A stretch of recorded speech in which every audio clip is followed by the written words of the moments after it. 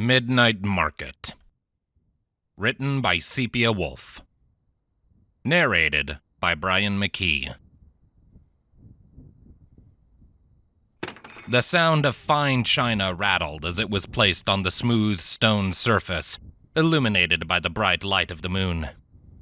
A delicate hand patted the carved granite, and a pleasant, mellow voice broke the still air. "Thank you for sharing your place. It's perfect for our visits." The woman that spoke was about to start setting the places for a midnight tea time, when her attention was drawn away by the grumbling argument of at least two people drawing closer. There was urgency to their tone, and it was enough to pull the woman's curiosity toward them and delay arranging her tea set. Two men were hunched over, trying to carry a third. By their gear and clothing, they must have been some sort of adventurers or mercenaries. The woman watched them for a while as they made their way up the road. The road veered off toward a chapel, not far from where the mysterious woman had been preparing her evening. One of them began pounding on the door. Waiting several minutes without a response, they pounded again, longer and louder than before. "Open up! Please! It's an emergency!" "No one lives here. After hours, the church is deserted." The velvety voice, seemingly carried by the wind, startled the two men, and they dropped the body, reaching for weapons and frantically looking around for the source. One of them nudged the other as they saw two glowing eyes against the darkness. They blinked curiously at the two men. With a fluid movement, the figure that owned those bright, moonlit eyes almost seemed to materialize in the lamplight. The woman had skin almost as black as obsidian, with a dusky umber-color hair that went past her trim waist. A plum-colored cloak with a collar of feathers adorned her shoulders. The hood was up, but not pulled all the way forward. Two feather tufts stuck up high from her head, serving as her ears. The dark purple plumage matched those on her cloak. The only part of her that didn't seem to fade into the darkness as they looked at her besides the bright, gleaming eyes was the lavender dress she wore. "What are you?" one of them stammered. The other, looking more experienced, cut in over the question, clearing his throat. "We have come to resurrect our friend. Do you know where we could find the priest?" He eyed his friend, the stern gaze more than enough to tell him to keep quiet. The woman's eyes shifted down to the fallen man, lingering for a moment before looking back at the other two. "I'm sorry. But even if I did, that body is too far gone." The second man nodded his understanding. "I was afraid of that. We'll wait for the father to return and give him last rites." The woman's eyes flashed in the flickering light of the lantern attached to his hip as she turned. "In that case, you should join us for tea. I'm sure you're exhausted." Despite the friendly tone, the two men got the eerie feeling that declining wouldn't be an option. They followed her beckoning hand. With her back safely to them, they raised the lamp to try and get a better look at her. But somehow she always seemed to be just barely within the reaching light. And so, without the piercing glow of her eyes, her silhouette seemed to bleed into the darkness and obscure her. They quickly and guiltily lowered the lantern as her head turned, and the gleaming eyes bore into them again. Don't forget your friend. I'm sure he would enjoy some too." Perplexed, the two looked at each other, then back at the body they had carried. The woman stood patiently, waiting for them to heed her. With a shrug, the more composed of the two nodded to the body, and they shuffled behind her again, once lifting their fallen comrade. Stepping around to the side of the chapel, they entered the graveyard. The lantern danced and unsteady light shone across the headstones. Dozens upon dozens of graves as they weaved through, until they reached the center, where a raised stone casket, overlooked by a carved angel statue, rested with a tea set on top of it. There were a few chairs set around it, and the woman pulled one of them out so that the two men could prop up their felled friend.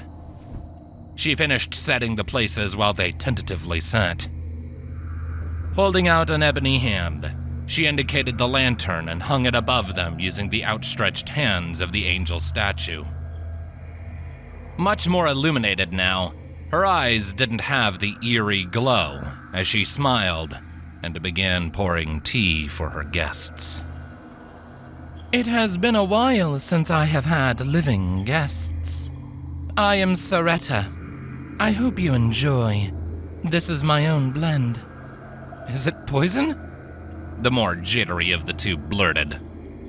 His companion gave him a sideways kick and a glare before seeing Saretta giving them a dusky smile. He likes to joke. A little tactless sometimes, but he meant no offense. This is very kind of you. I'm Basil, and this is Reggie. It is a pleasure, Basil. We'll be joined by a few of my friends shortly. They're just pulling themselves together a bit. Sure, Basil nodded. The more the merrier. Saretta beamed before finally pouring herself a cup. Normally, I prefer smaller gatherings, but I couldn't put anyone out or uninvite them, so we might be a little crowded. An ominous purple and black light poured from her hand. Little wisps of it trailed through the graveyard, sinking into the earth. Despite the unsettling illumination, what drew the attention of the men was how overgrown and unkempt the graveyard was.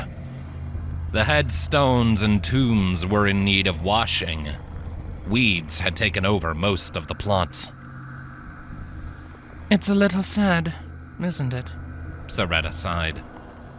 This chapel hasn't had the money to maintain this place of rest, and so it has been abandoned. The residents get so lonely without visitors. What residents? Reggie stammered. You said no one stays at the chapel. The answer to his question came in the form of a skeletal hand reaching out between him and Basil. The scream rising in his lungs choked in his throat as several others also reached past. Some were merely skeletons. Some seemed to have varying amounts of flesh, but everything was without a doubt supposed to be dead and buried. Basil looked around, his body tense. It looked like they had been. The graves that had been touched by the purple light coming from Saretta had all been disturbed, and it wasn't a far guess to say that they had risen from them. His unease had him reaching for his short sword, but he paused with a perplexed expression. They all reached for the teacups and biscuits laid out by Saretta and casually leaned on the fences or sat on the headstones.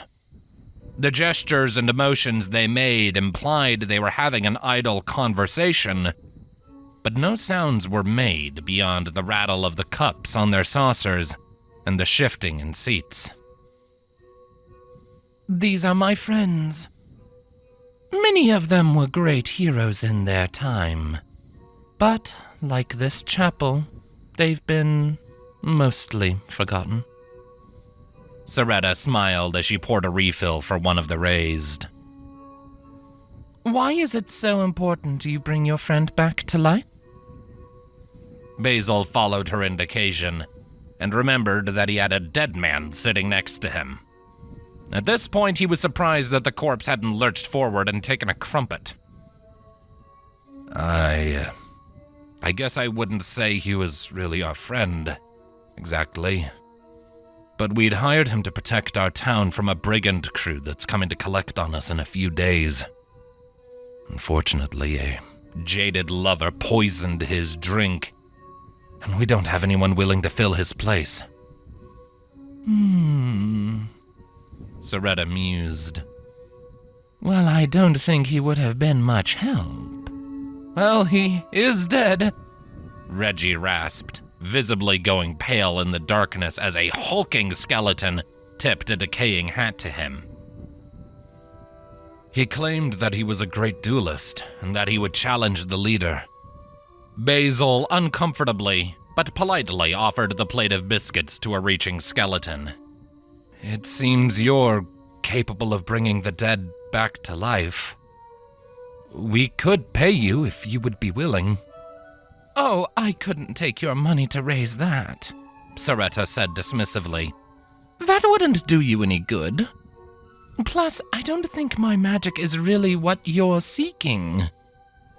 Unless... Basil watched her face light up in a way that brought the reflective glow back into her eyes. Unless what? She waved for the attention of a massive skeleton that looked like a fair amount of its flesh had been mummified to its body, rather than decomposing. Grunok, would you be willing to go with these gentlemen?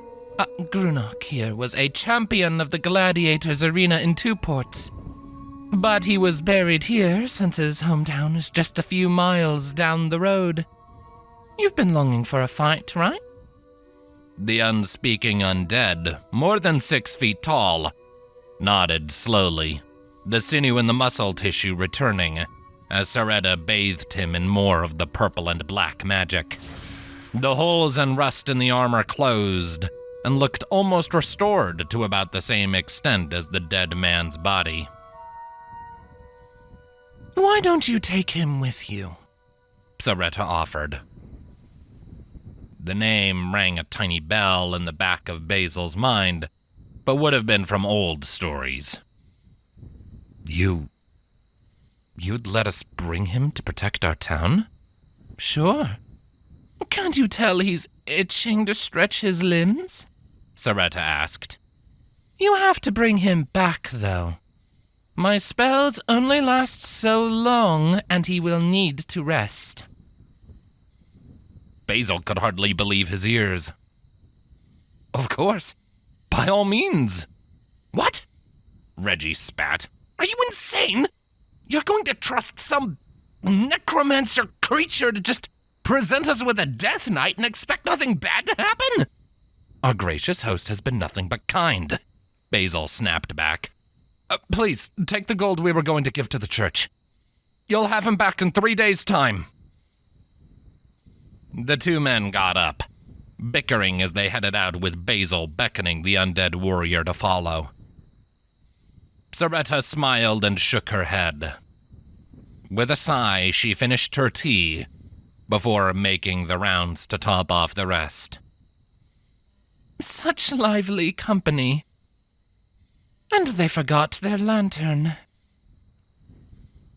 She cleaned up once everything was finished and wished her friends good night, disappearing into the surrounding woods as the sun rose, not letting a single ray of light touch her as she disappeared. The following evening she was back, enjoying the company of her past friends, when she realized she was still carrying the pouch full of coins from her guests. Removing it from her cloak, she perched herself on a tombstone as she considered what to do with it. Soretta had no use for it and had not intended to keep it, but they'd left in such a hurry that she hadn't had a chance to refuse it. Looking out over the graveyard, her nocturnal eyes captured the moonlight to make it so she didn't need any other light source. She knew that only the priest was still at the church.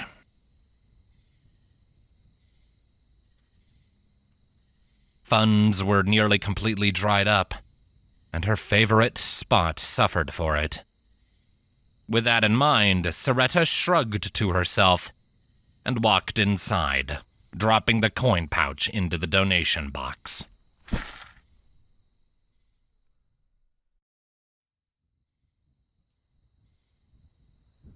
A few nights later, heavy footsteps lurching through the grounds caused Soretta to look up from her book.